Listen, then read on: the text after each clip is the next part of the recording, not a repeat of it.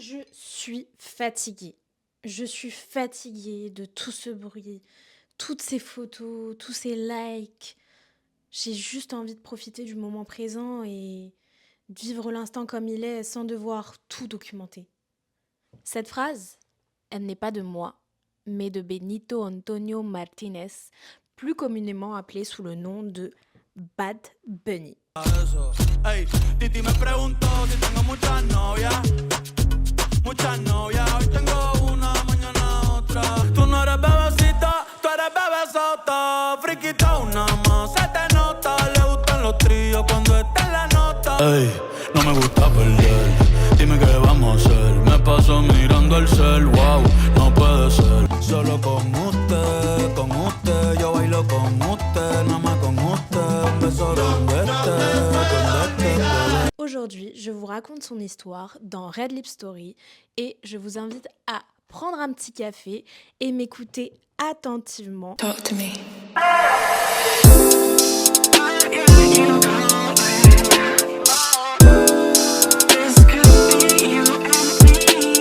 Bad Bunny, de son vrai nom Benito Antonio Martinez Ocasio, est né le 10 mars 1994 à Vega Baja, une petite ville à Puerto Rico.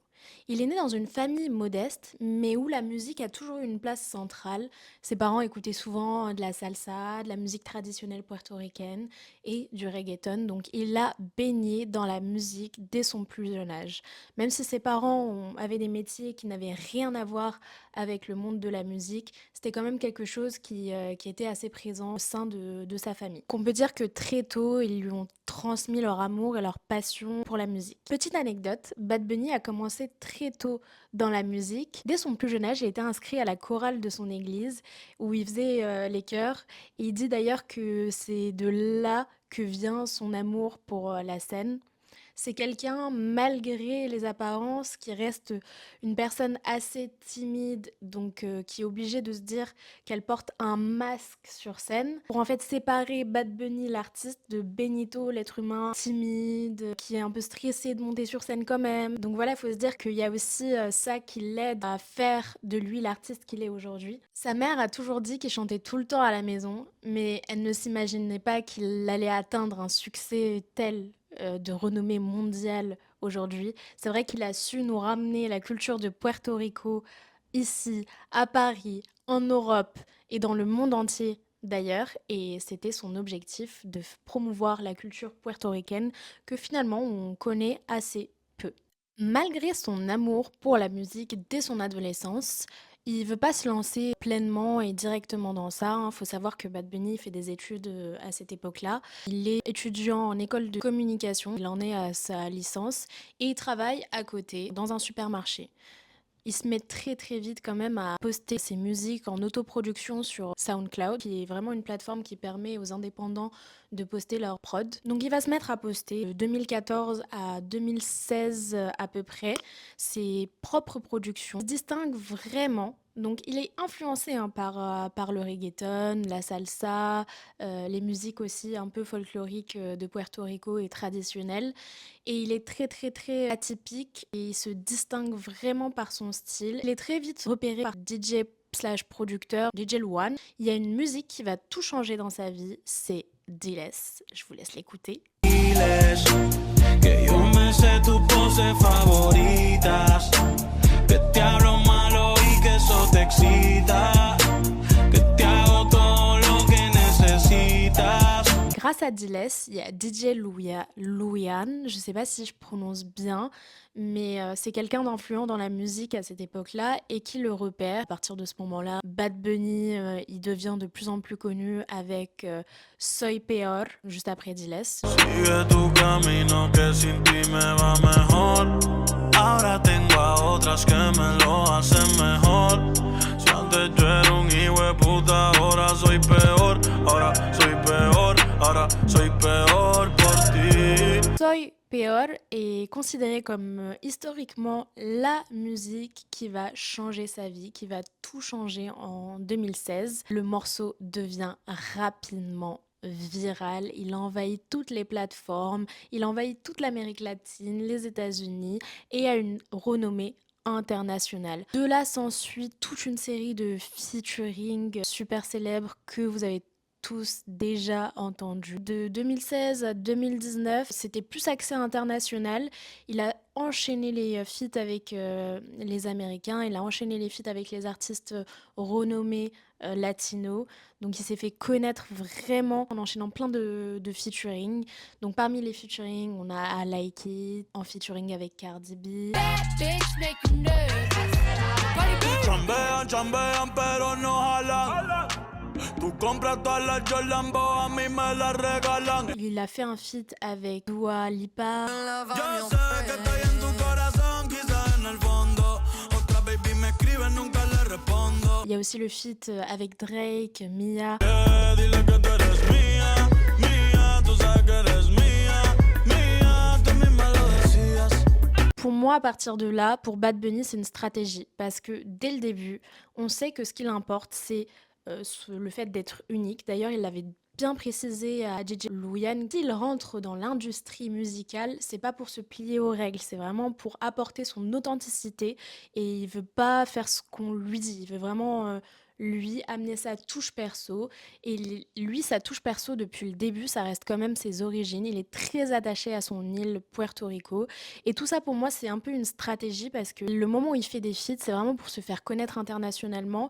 Et là où c'est une stratégie de long terme, c'est que pour moi, on en vient à aujourd'hui des BTL Almas Photo et qui avait déjà commencé avec un Verano Sin Ti en vérité, c'est d'apporter vraiment au devant de la scène internationale, de montrer au plus de monde possible la culture à Puerto Rico et de montrer ce qui se passe dans l'île. Parce que tout n'est pas beau, tout rose dans cette île, hein.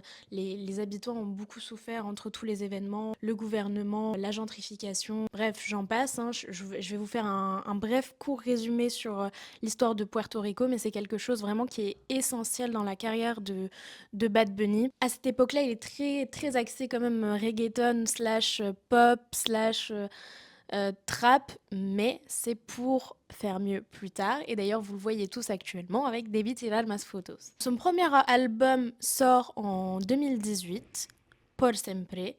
Et contrairement à ce que tout le monde s'attend à entendre, c'est-à-dire du pop, du commercial, ça reste un album super authentique et qui reste fidèle à Bad Bunny et à l'artiste qu'il est et qu'il veut devenir. On retrouve pas mal d'influences salsa, reggaeton, de courants déjà musicaux qui tournaient un peu à Puerto Rico et c'est vraiment très loin d'être un album hyper commercial après les feats en fait qu'il a enchaîné avec les stars internationales avec qui il a travaillé quoi. Dès son premier album, Por Sempre, il rend déjà hommage à son île natale Puerto Rico et celle qui me marque le plus comme musique, c'est Estamos Bien. Estamos bien, yeah. Sobre los billetes de 100, yeah. No hay nada malo, estamos bien, está todo bien, ey. Todos los míos están bien, estamos bien. Estamos Bien, nous allons bien. Il met en avant le fait que Puerto Rico se porte bien, donc malgré tout ce qui s'est passé en 2017, donc le terrible ouragan Maria qui a été dévastateur pour l'île, hein. Ça faisait des années et des années qu'ils n'avaient pas eu un ouragan, une catastrophe naturelle aussi conséquente. C'est là d'ailleurs que Benito s'est rendu compte que les États-Unis, clairement, ils ont laissé à l'abandon total l'île de Puerto Rico, hein. Faut savoir que, en quelque sorte, l'île de Puerto Rico est encore sous tutelle entre guillemets des États-Unis. Donc ils ont leur gouvernement, mais depuis pas très longtemps. D'ailleurs, qui ne fait pas du tout l'unanimité et ça, il se positionne beaucoup Bad Bunny. Il est très très très connu et très aimé par la communauté latino pour ça, pour se positionner contre la politique avec laquelle il n'est pas d'accord, contre tous les agissements des États-Unis vis-à-vis de Puerto Rico. Il s'en cache pas, hein, il le dit clairement et il utilise sa notoriété pour informer. Ça nous fait une très belle transition pour la suite et c'est là où je voulais vous raconter et vous résumer un peu l'histoire de Puerto Rico pour que vous compreniez un peu l'engagement de Bad Bunny pour son île. Il essaye de faire vraiment comprendre à la scène internationale ce qu'il se passe clairement dans son île à Puerto Rico. Laissez-moi vous résumer l'histoire de Puerto Rico très très très rapidement, hein. Je suis pas historienne, je suis pas géographe, je suis pas politicienne, ni quoi que ce soit, mais je vais essayer de résumer pour que vous compreniez en quelque sorte le personnage de Bad Bunny dans sa globalité et pourquoi il se prononce autant sur ce qui se passe dans son île. Puerto Rico est un territoire très riche en culture et en histoire. C'est une petite île située dans les Caraïbes. Cette petite île a d'abord été habitée par les Taínos, un peuple indigène, avant l'arrivée des Espagnols au début du XVIe siècle. L'île devient rapidement une colonie espagnole et elle restera sous domination espagnole plus de 400 ans. En 1898, après la guerre hispano-américaine, Puerto Rico passe sous le contrôle des États-Unis à la suite du traité de Paris. C'est un tournant majeur. L'île devient un territoire non incorporé des États-Unis et les portoricains n'ont pas la citoyenneté américaine pleine et entière, mais ils bénéficient d'une série de droits. Puerto Rico reste sous le contrôle politique des États-Unis, ce qui a alimenté les tensions sur l'identité nationale au sein de l'île. L'île a connu une évolution économique avec l'industrialisation et la mondialisation, mais aussi des défis économiques et sociaux récurrents, dont une dette massive et une gouvernance complexe. Depuis le XXe siècle, les débats sur son statut politique sont vraiment au cœur des discussions. L'ouragan Maria en 2017 a vraiment mis en lumière toutes les injustices sociales et politiques au sein de l'île. Une réaction de la part des autorités américaines a été jugée insuffisante face à cette catastrophe naturelle tragique. Cet événement a donc ravivé toutes les discussions qui concernent la souveraineté de l'île. Aujourd'hui, Puerto Rico lutte clairement pour trouver un équilibre entre sa richesse, son héritage culturel et sa relation avec les États-Unis. Puerto Rico mène donc une quête vers un avenir autonome. L'île, avec sa musique, ses racines, sa culture, reste un symbole de résilience face aux défis de son histoire. Parenthèse fermée sur l'histoire de Puerto Rico, Bad Bunny a vraiment un engagement social et se sent vraiment responsable et responsabilisé par l'idée de documenter, d'informer et de se battre pour une meilleure justice sociale au sein de son île. Avec Yo hago lo que me da la gana, un autre de ses albums sortis en 2020, Bad Bunny repousse encore plus les limites de la musique urbaine. Cet album est encore un mélange de reggaeton, trap, mais aussi des sonorités caribéennes afro-latines. Avec cet album, il continue de briller vers une authenticité encore plus prononcée et ça affirme le fait qu'il ne veut pas du tout être mis dans une case. L'album devient donc un succès de renommée encore mondiale, globale. Il faut savoir que Bad Bunny a sorti au total 8 projets. Rien qu'en 2020, Bad Bunny a sorti 3 projets. Yo hago lo que me da la gana, Las que no iban a salir et El último tour del mundo. L'album qui, pour ses fans et pour le monde, a eu le plus de succès jusqu'à maintenant, parce que je pense qu'il a pu être détrôné avec le dernier album qu'il a sorti, c'était Un Verano Sin Ti, donc Un Verano Sin Ti, où Bad Bunny avait un peu plus insisté sur ses origines, son identité, ses références. Un Verano Sin Ti, c'était vraiment l'album de l'été. L'album de l'été que je me suis enchaînée, je l'ai écouté, réécouté. Moi, il faut savoir que Bad Bunny, je l'ai connu en 2020 avec son album Yo hago lo me queda la gana. J'écoutais pas encore tous ses projets, mais j'ai vraiment appris à le connaître avec le temps. Et l'album vraiment révélation, comme à peu près tout le monde, c'est Un Verano Sin Ti, qu'on sait, je pense, tous enchaînés en boucle en été, qui nous rappellent des souvenirs, qui nous rappellent l'été, les doux sons des vagues, la plage. Rien que de parler de ça, là, ça me donne envie de partir en vacances. Dans Un Verano Sin Ti, il a déjà commencé à bien mettre en avant ses cultures et les feats qu'il a fait ont tous été faits avec des hispanophones, donc il n'y a aucun titre qui a été réalisé avec des Américains ou autres comme il avait l'habitude de le faire avant, donc vraiment il affirme et il prononce son identité à travers cet album. On a eu plein de musiques clés qui font l'unanimité. On a Moscow Mule. Si quieres te la saco, 2 tragos y sabes que me pongo bellaco. No somos nada, pero estamos envueltos hace rato. Me porto bonito. Si tú me lo pides, yo me porto bonito. Ay, tú no eres bebecita, tú eres bebesota. Friquita una más, se te nota. Le gustan los tríos cuando está en la nota. Si el novio no... On a une classique de cet album Un Verano Sin Ti que vous connaissez tous, que vous avez déjà tous entendu, que vous aimiez Bad Bunny ou pas, hein. Titi me pregunto. Donc juste pour le plaisir, je vais vous remettre un extrait. Ey, Titi me preguntó si tengo muchas novias. Muchas novias, hoy tengo a una, mañana a otra, ey. Pero no hay boda, Titi me preguntó si tengo muchas novias. L'album devient un vrai succès commercial et se place à la première place du Billboard 200 aux États-Unis. Ce qui fait de Bad Bunny le premier album espagnol en entier à atteindre cette place au Billboard. Sur Spotify, il bat des records extraordinaires de streaming, d'écoute. Vraiment, c'est un succès de renommée mondiale pour Bad Bunny avec cet album qui est vraiment d'influence trap, reggaeton, bachata. Il y a plein d'autres influences qui créent une ambiance vraiment festive, estivale. On profite de l'été, quoi. D'ailleurs, n'hésitez pas à me dire quelle est votre musique favorite de cet album-là. Moi, sans doute, c'est Un Verano Sin Ti. Dans Un Verano Sin Ti, c'est Un Verano Sin Ti. J'adore cette musique, je peux m'écouter vraiment en boucle.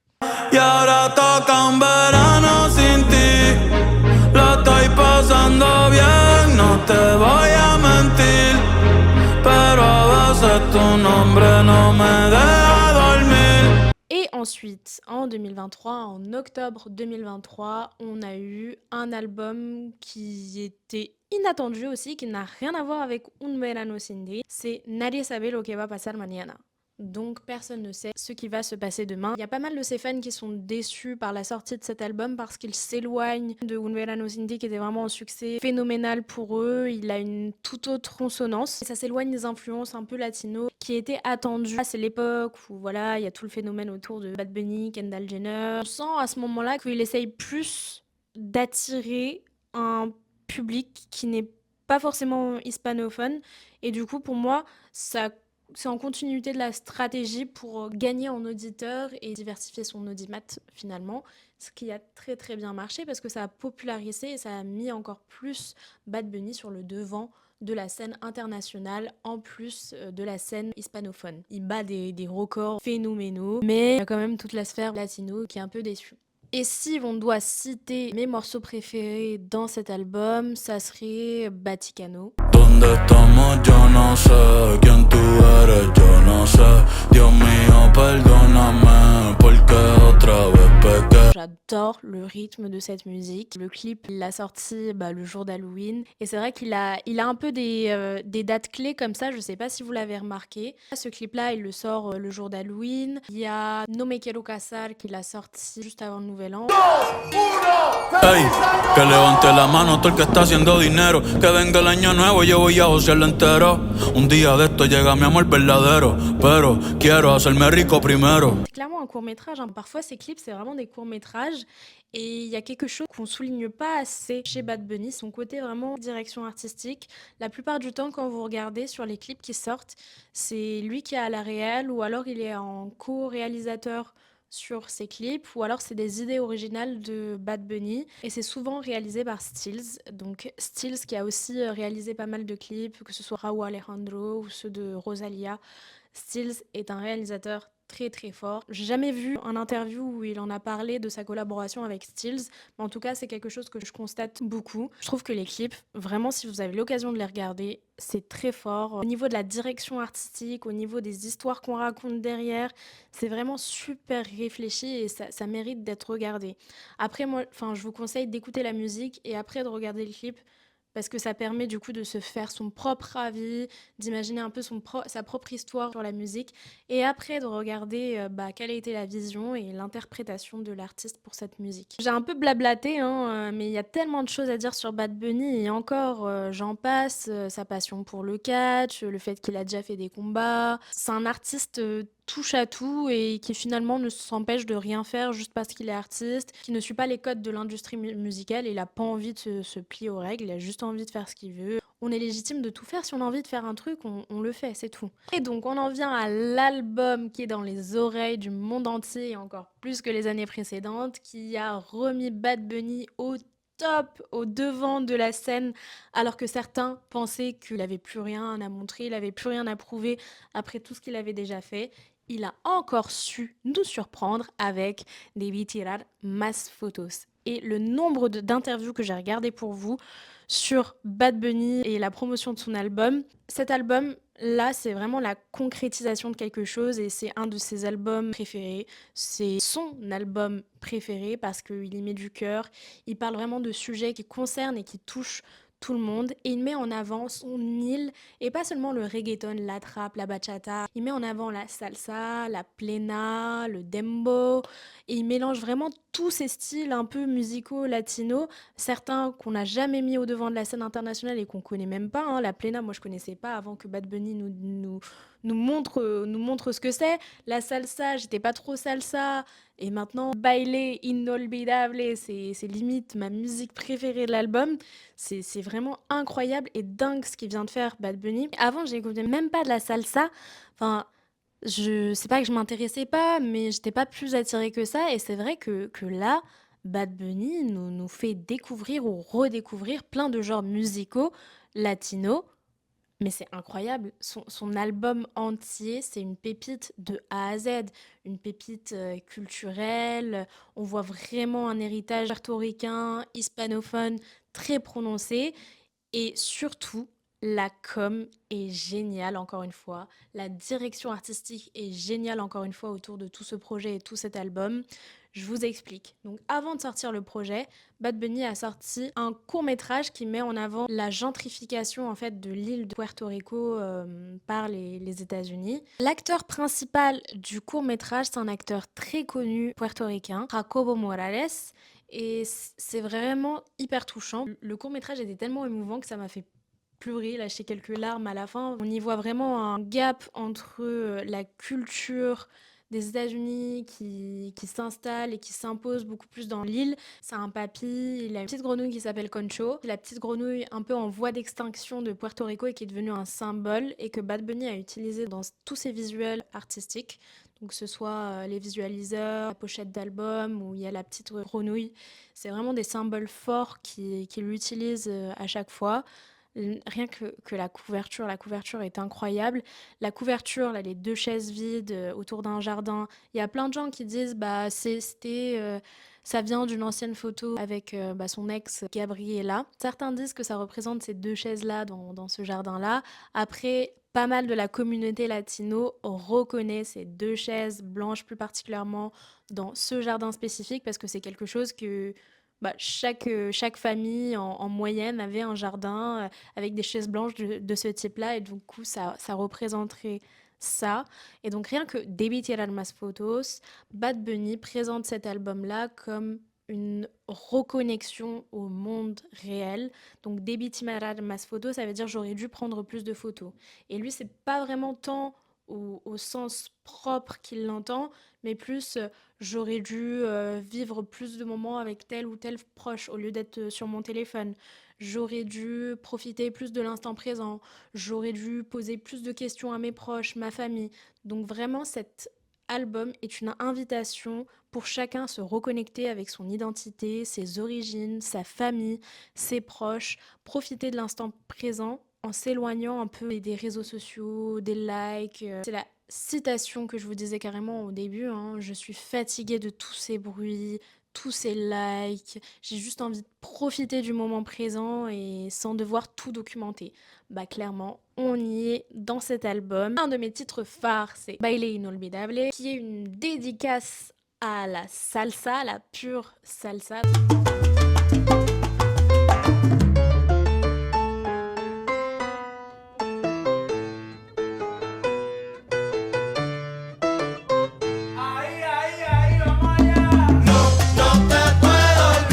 La deuxième musique avec laquelle j'ai beaucoup accroché musicalement et la signification m'a beaucoup intriguée, c'est Turista. Mi vida fuiste turista, tú solo viste lo mejor de mí y no lo que yo sufría. Te fuiste sin saber el porqué de mi herida. Turista, c'est une musique qui m'émeut tellement et qui me prend de par sa signification. Pour le contexte, Bad Bunny s'est inspiré de cette musique suite à un moment en fait où il était triste. Donc il est parti un peu s'isoler, faire le tour de son île en voiture. Et il s'arrête dans un endroit un peu calme qui est près de la plage. Et là, il se met à pleurer. Il se met à pleurer, il est triste.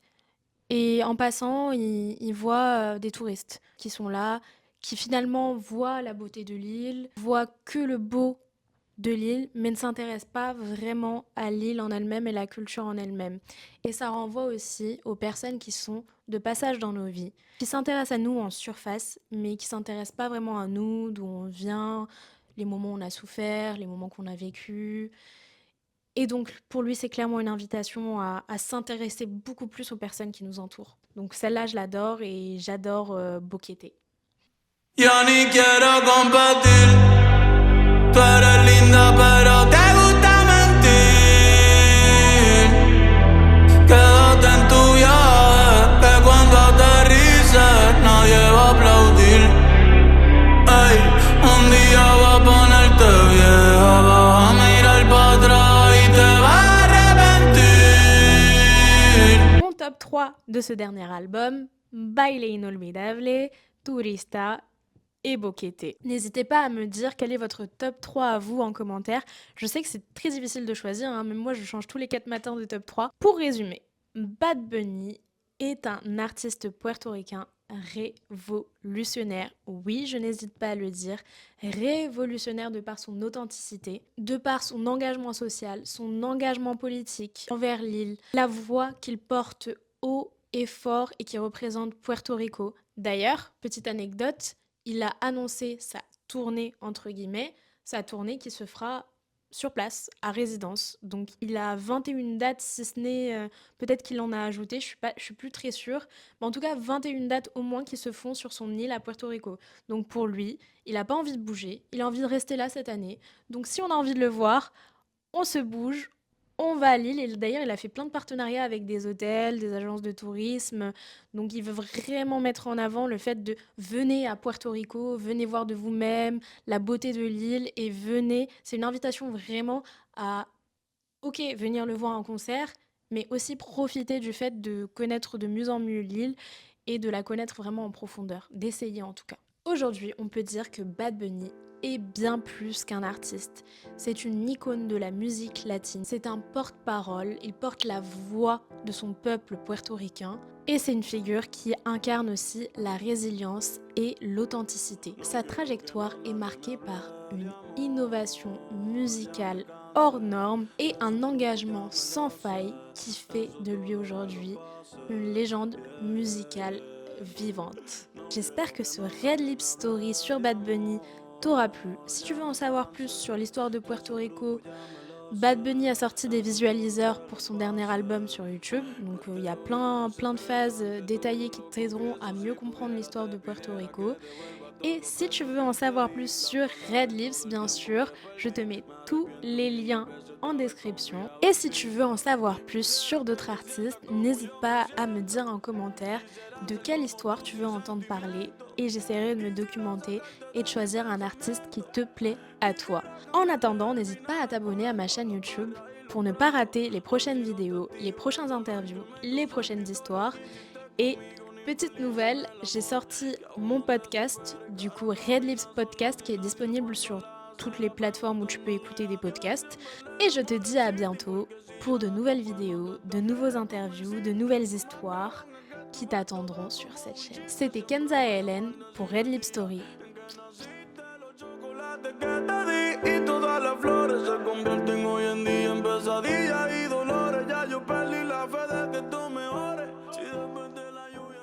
Je vous invite à prendre un petit café et m'écouter attentivement parce qu'aujourd'hui, il y a du croustillant. Le 10 mars 1984. 1984, non, c'est 1994. Il a toujours... Diles.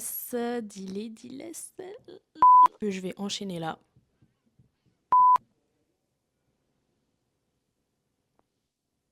C'est qui parle comme ça là? J'ai oublié les albums de Bad Bunny, non c'est pas possible. Alors, discographie de Bad Bunny. Non mais comme ça j'en oublie aucun. Hein. Avec Oasis. Avec Oasis. Non. Puis avec J Balvin. J Balvin, J Balvin. 1, 2, 3, 4, 5, 6, 7. 7. Je fais une petite pause, hein, vous me permettez. Talk to me.